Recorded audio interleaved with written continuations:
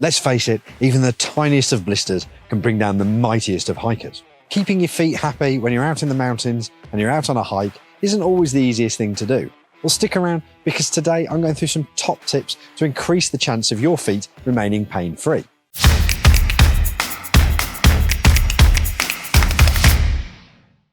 Hi, my name's Jack and welcome to the Summit Fit YouTube channel. If you're into adventures and hiking in the mountains, please consider hitting the subscribe button below. Okay, so here's 8 top tips for reducing foot pain when you're out hiking. Number 1, get fitted. First of all, it is so important that your boots fit well. Make sure you've got enough room around the toes in the toe box and the width is appropriate for your feet. Badly fitting boots can quickly lead to blisters. So check yours by checking that you can fit a finger between the back of your foot and the back of your boot. If you can do that, then your boots are probably just about the right size for you.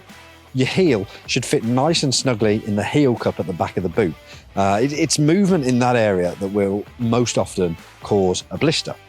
If you're in a shop and you're looking at buying a new pair of boots, speak to the staff. They should be able to measure your feet and tell you exactly what kind of style boot is going to be right for you. When it comes to picking the right boot, it's also worth quizzing the staff so you make sure that you're not walking in footwear that's not appropriate for what you're doing. You can also check out one of my previous videos on how to choose the right footwear. Next up, number 2, proper socks. There's no room for cheap cotton socks when you're out walking in the mountains. It's important that your socks are made of a decent, breathable fabric, ideally something like a merino wool or a wicking synthetic fabric that are nice and cushioned in the right area, and also that your socks fit properly as well. If you've got lumps of fabric building up around your heel and around your feet, then this again is likely to start causing rubbing and in turn blisters. So not only is it important that your boots fit properly, but it's also important that your socks do as well. Number 3, get a trim. No, not a haircut. That may help with the mountain selfies, but it's not going to help your feet. I'm talking toenails. Grab a pair of nail clippers, cut your toenails back, make sure they're not too long. If your toenails are too long, there's a chance they're going to bash against the front of your boots as you're coming down. Now, if this gets particularly bad, your toenails may come off entirely. As well, long toenails may rub against neighbouring toes, in turn causing blisters. So just before you head out, take a peek at your feet and clip your toenails if necessary. Number 4, get onto hot spots quickly.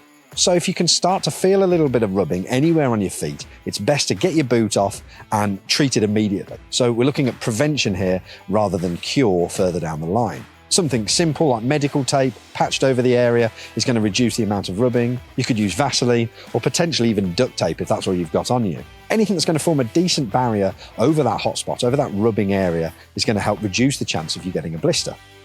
Number 5, plaster. So if you weren't able to catch the blister before it formed, if you weren't able to get to that hot spot immediately and a blister does form, then you're going to want to cover it with something.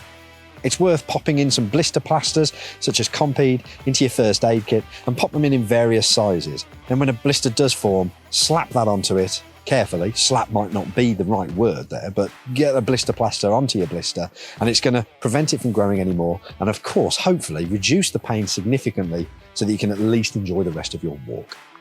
Number 6, skewer. So that might not be a word you'd hope to hear in a video about reducing foot pain.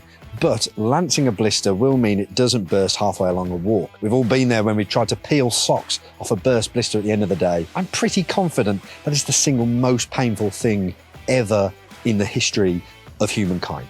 If you do choose to pop your blister, it's important to make sure you keep everything clean and sterile before you do.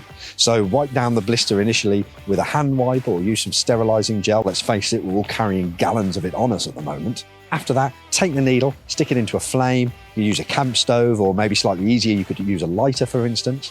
That's going to sterilise the needle. And once you've done that, lance your blister just near the edge. Ooh.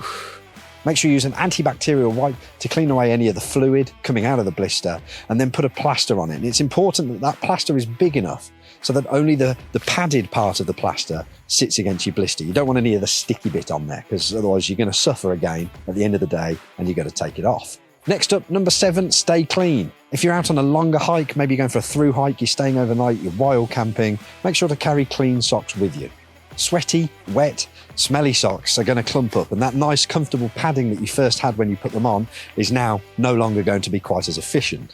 In turn, of course, this may cause rubbing, and once again we are faced with the blasted blisters. If you're out for a few days, you can take your smelly socks, give them a bit of a clean. If you're out for a little while, and you can dry them overnight, or maybe, for instance, if you've got a spare pair, hang them on the outside of your bag while you're hiking. Last but not least, go barefoot. If you've never climbed Snowdon barefoot, you're in for a treat. No, you're not. You're not in for a treat. It's probably going to suck. But if you're having a moment, a bit of a break, you're having lunch, why not get your feet out and let them air? Just get your boots off, stick your feet into a pair of flip-flops if you're able to stick them in your pack, get a bit of air around them. And if they are particularly sore, try and elevate your feet.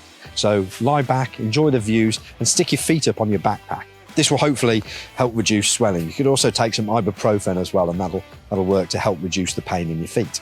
Okay, so there's 8 quick top tips for helping reducing foot pain when you're out in the mountains. If you found this video useful, please give it a thumbs up, and don't forget to hit subscribe below. It really does make a massive difference. Thank you very much for watching. I'll see you next time.